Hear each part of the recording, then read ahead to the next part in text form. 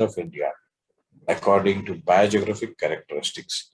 Biogeographic is the study of the distribution of species, organisms, and ecosystem in geographic space and through geological time. The 10 biogeographic zones of India are, you have to remember this. Very easy, I will show you how to remember. If the question comes in the exam, what are the biogeographic distribution of India zones, then you will have to give those zones names. The biogeographic zones of India are as follows: Himalayan zone, desert zone, semi-arid zone, Western Ghat zone, Deccan Plateau zone, Gangetic Plain zone, Northeast zone, coastal zone, island present near the shore, and Trans-Himalayan zone. Now have a look at your country's map. On the top, you have the Jammu Kashmir, where it is Trans-Himalayan. Number two, just below that, number one from Trans-Himalayan zone, you have the Himalayan zone. Number three, this is here, the yellow color. Part of Gujarat is there in that. That is desert zone.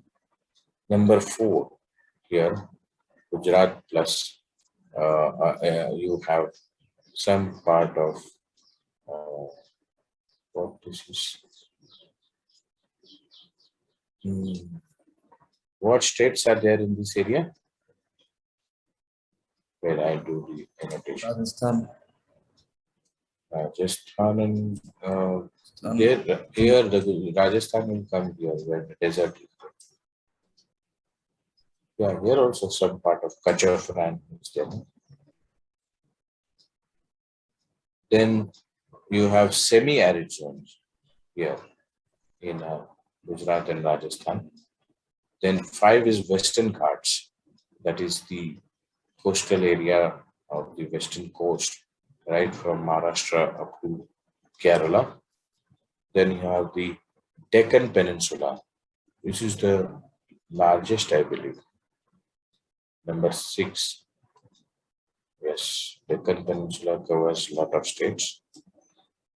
And then you have the Gangetic Plain, that is number 7 over here. Number 8 is the coast. Coasts are few, but you will find them throughout the eastern side of our country, eastern coast, all up to Tamil Nadu. Northeast is green over here. Nowadays, Northeast has become a hot tourist destination for Indians. And the island zones. So here you have the Lakshadweep Islands, and here you have the Andaman and Nicobar Islands. Anybody has been to Lakshadweep Islands? Unlikely, because it's not a tourist spot. Some of you must have been to Andamans and Nicobars. Anybody? No? Very sad. Sir. Who's gone? Sir, I have Who's gone. there? Swastik? Yes, sir. You are lucky guy. How is it? Sir, it's amazing. Andaman, we are not allowed to go to the Nicobars, but we are allowed to go to the Andamans. Nicobars is strategically guarded. No? That's why I think there are a lot of naval activity and army. Yes, I want to go. I have not. In fact, I have seen 95 countries, but not seen my own country fully. We got opportunity to want me to go to these coastal areas where the ports are there, but not much in the northern India. Okay, there are a lot of ports in Gujarat in this coast. So got opportunity to go there. This side you have the Vizag and Madras major ports here, Kandla, Mumbai, then Goa, and so on till Kochi. Here at the southernmost tip you have that Tuticorin. Okay, interesting. Okay, what number is this? This is also coming in two, Himalayan. So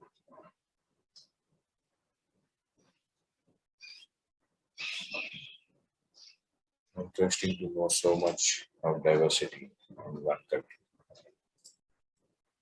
Our country is rich in resources.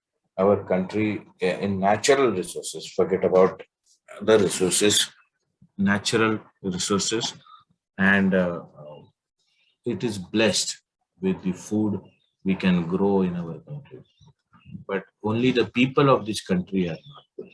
The country as strategical location, climate wise, you can experience variety of climate in India itself. Okay, but लोग नहीं सुधरते. बोलते हैं ना लोग सुधर जाएंगे तो देश सुधर जाएगा. देश तो सुधरा हुआ ही है. Values of diverse biodiversity. So values, what are they valuable for? There are direct values and there are indirect values. So in the direct values, there are further consumptive use of values, that means consumption, and productive use of values. In the consumptive use of values, you consume the food, you consume the fuel, and you consume the drugs. Obviously, drugs are made from the biodiverse city of the biodiversity of the plants. Now, what we can consume out of this is food, fuel, and medicines. Then indirect values are social and cultural values. Social values, when you go, since there is diversity, I'm sure even in our whole lifetime, we will not be able to see all the cultural and social values in India unless you are what do you call it? एक जगह से दूसरे जगह जाते रहते हैं उसको क्या बोलते हैं? People who, a nice word for it, which describes it. People who travel from one place to another. Okay, earlier the nomads used to travel a lot because in search of food or a better climate, they used to travel. But now we know Gujarat में क्या drawbacks है और क्या good points, pros and cons. We know Maharashtra mein kya hai, we know, so we can select, and since there is information available, there's no need to go and look for it. Ethical values. Ethically, India is very, very rich. Aesthetic value. Aesthetic, I think the world has only recognized our Taj Mahal as one of the wonder of the world. Otherwise, aesthetically also, we have the Switzerland of India. Option values, environment service values. Now we'll see what are all these. Values of biodiversity, direct values, consumptive and productive use. So here we have seen that in the consumptive, food, fuel and drug. Here in productive use, you can use the elephant's tusk to make ivory. Can you? Not anymore. Okay, it is banned. It is still being made. Okay, only after the animal dies. या तो उसके दांत में दर्द हो रहा है तो एलिफेंट डेंटिस्ट जब निकाल देते हैं then. Otherwise, people started killing and elephants were reducing in number because of the value, productive value of the ivory. Silk from the cocoon, okay, and wool from the sheep. They are products, they have values. Then coming to the indirect values, the social and cultural values. Tulsi plant is, I have seen people praying to the Tulsi plant, and in Maharashtra, most of the houses have this tradition of, even if they don't have a bungalow, they put a plant of Tulsi. It has got its medicinal properties, so I would say not only social and cultural value, It has also got consumptive value. Tulsi plant, where both सारे medicines भी बनते हैं, Ayurvedic medicines. So Tulsi plant, uh, earlier it was a must in every house. I have a place in Talegaon where in my front yard there is a nice Tulsi plant which is flourishing. Then social sacred flowers is given offered to God. Okay, snakes. How can snakes have social and cultural values? Any idea?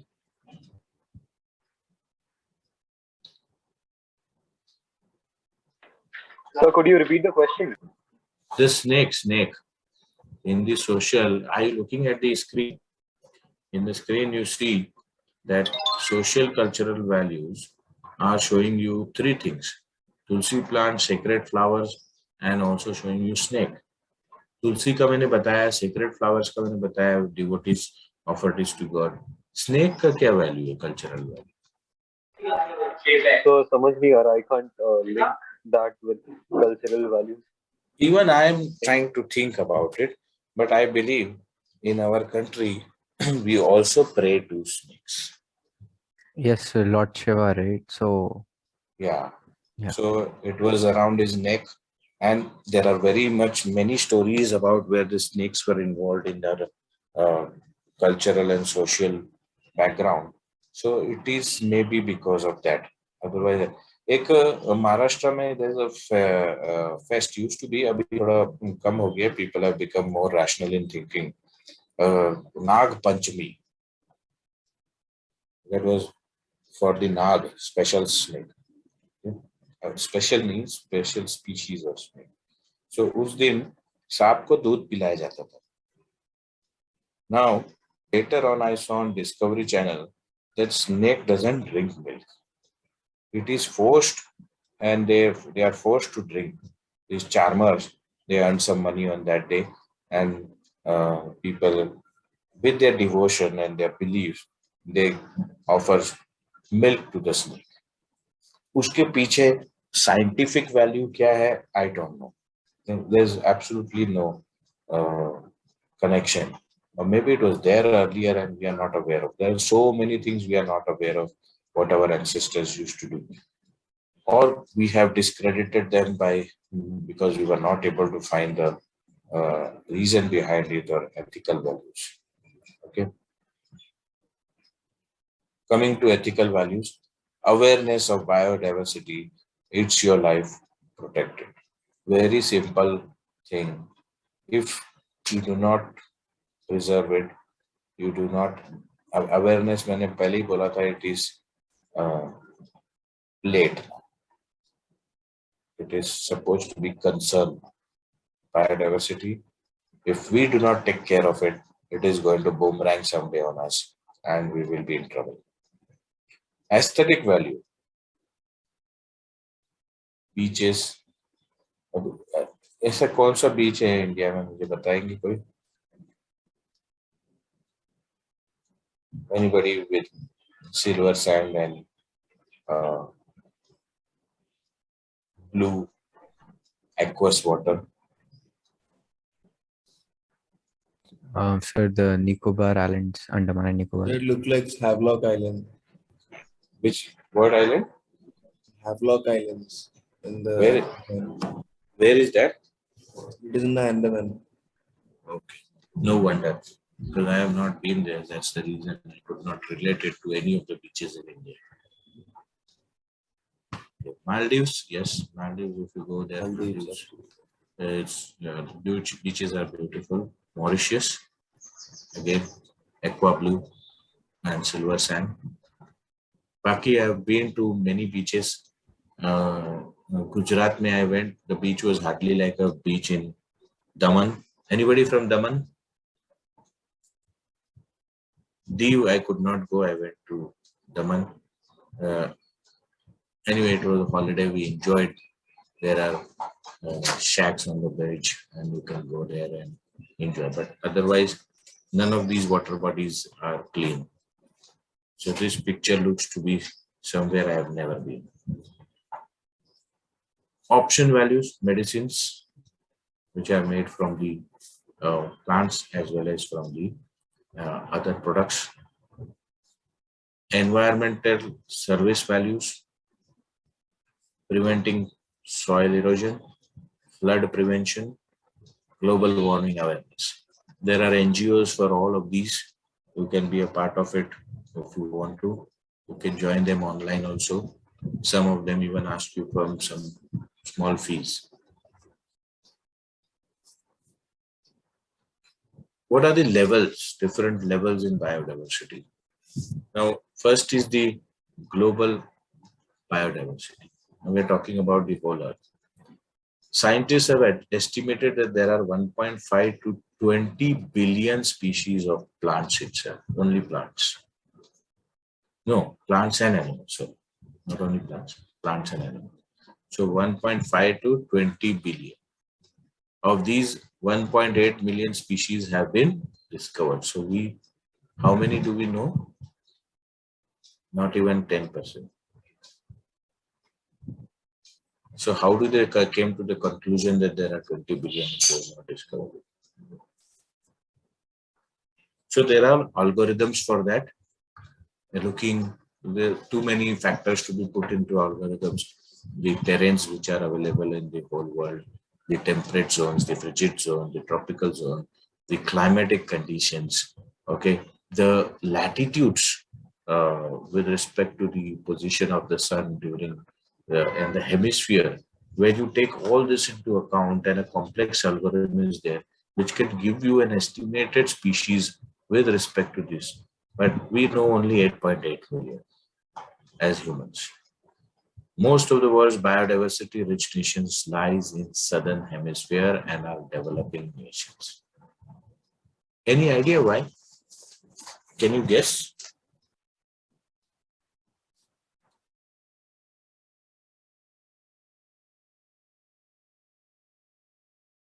So could you repeat the question?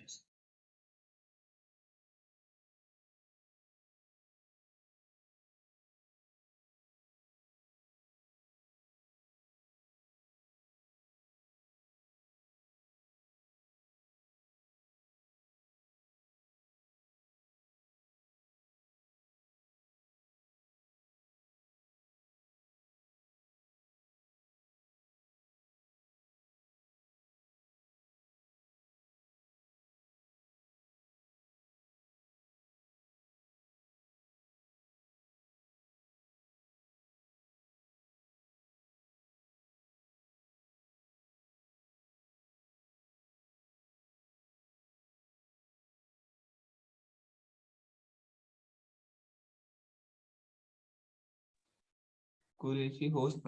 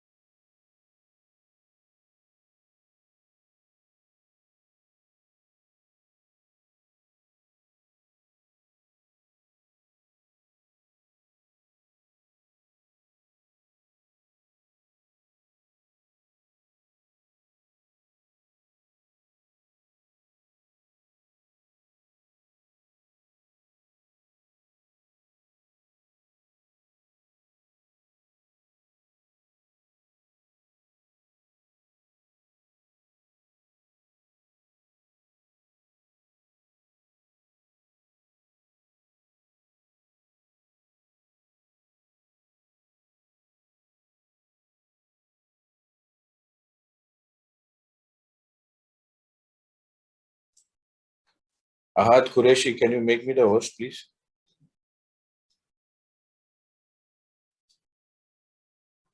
049, can you hear me?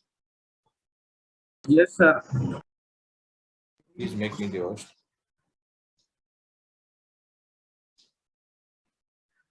Go to participants or just click on the right of my name in the participants. Oh, thanks. You are now host. Okay, thank you. Okay, so what I was telling you was that most of the world's biodiversity rich nations lie in the southern hemisphere. Any idea why?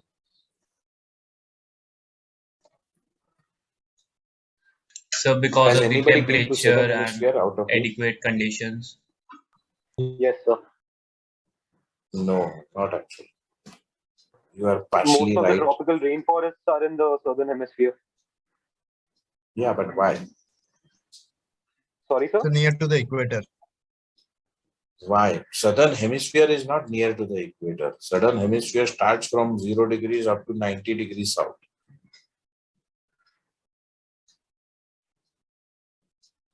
That is what I'm saying. Why? Tropical rainforest, why they are in Because southern continental hemisphere? drift. So that's how the land masses have been distributed. No. Again, in spite of so many lectures, you are going tangent. Why can't it be in the northern hemisphere? What? It has got nothing to do So with because of the continental. continental drift.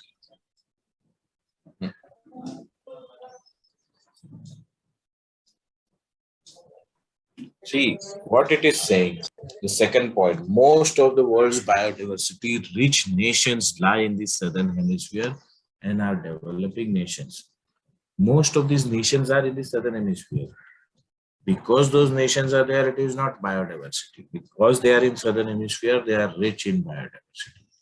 Because the population distribution of humans is more in which hemisphere? Anyone has been to southern hemisphere? Any of you? Nobody has been to Australia, New Zealand, South America. कोई नहीं? Okay, don't worry. No, sir. If you join this profession, you will go places. Okay. In fact, when my wife tells her friends that she has been to South America, to places like Argentina and Chile and Peru and all these places, then they are aghast because that's not a favorite tourist destination for Indians. So they were wondering why she has been there. She has been there because she was sailing with me for some time. So you will get to go places, okay, with this profession, and you will have a lot of knowledge, at least visual knowledge. If you are interested in other knowledge, you will also get that. So I will tell you, southern hemisphere is not as populated as humans. Or wherever humans go, what they do? They create pollution. They disturb the ecosystem. They exploit the resources. अब समझ में आ रहा है? So these are the culprits. Who? The humans. Most of the activity. Have you ever thought why the world map has the northern hemisphere on the top and why not southern hemisphere?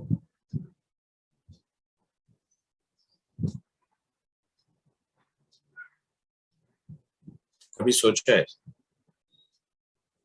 Out of the box thinking.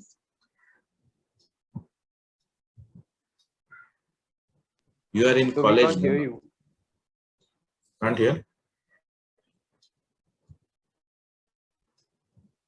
Yes, sir. Yes, Hello, sir. Now you're hello. audible. Okay. Sometimes the connection can become Yes, sir. You're unstable. audible now. Okay.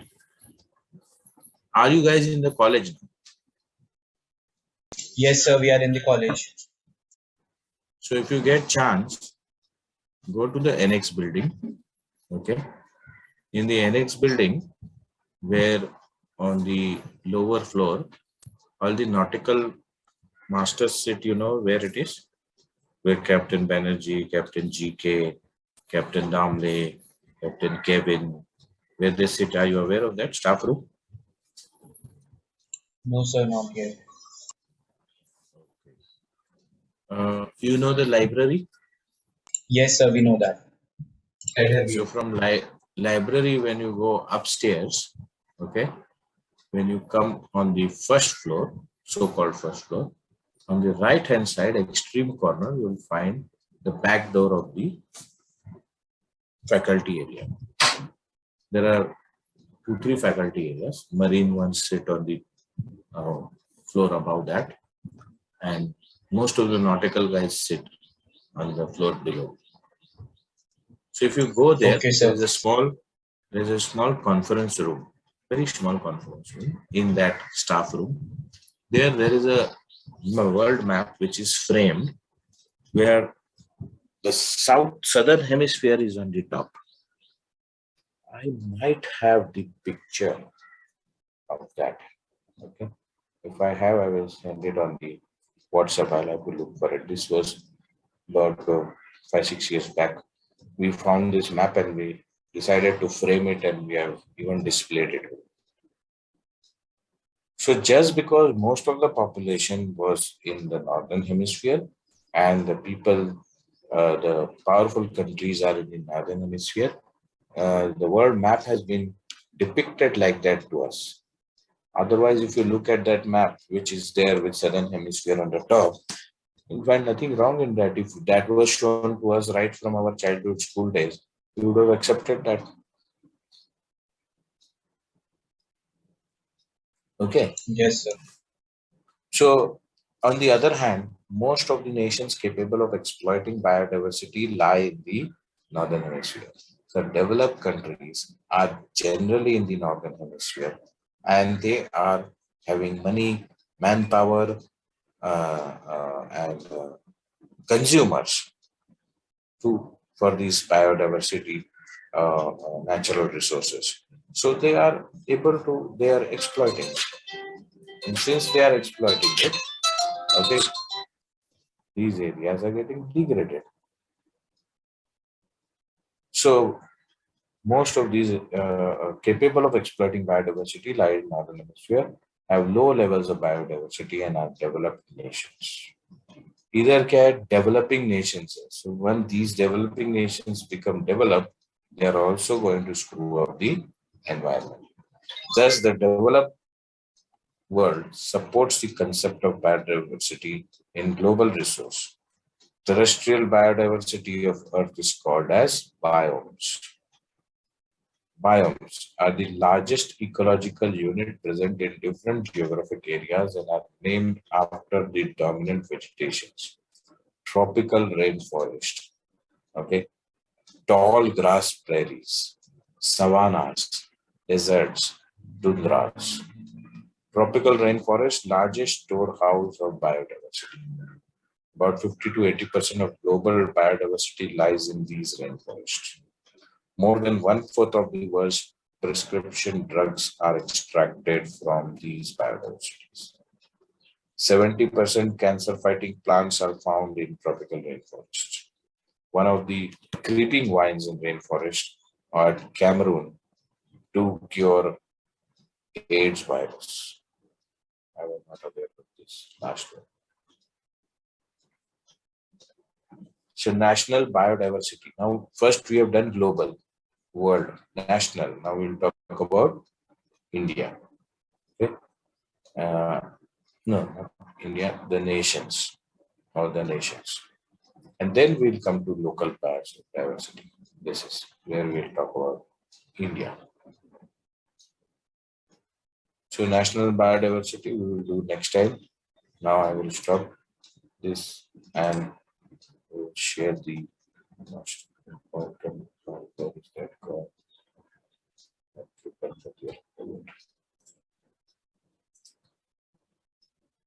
Is your attendance.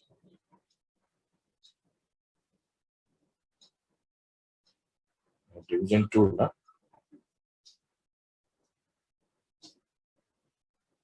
Sorry.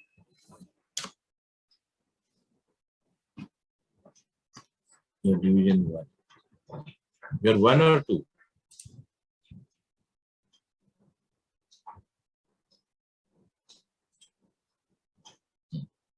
Sorry. 4, 3, 2, 0, 2, 2.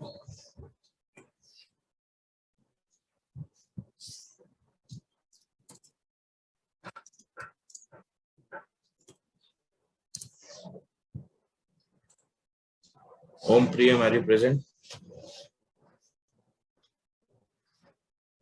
Yes, Om sir. Priyam. Parth Chaturvedi. Present, sir. Pal Aryan. Present, sir.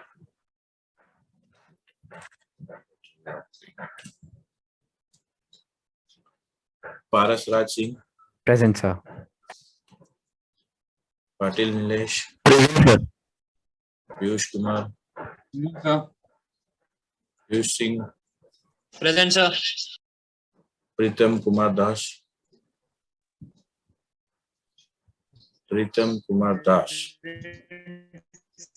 Abdul Qureshi. Present, sir. Raju Kumar.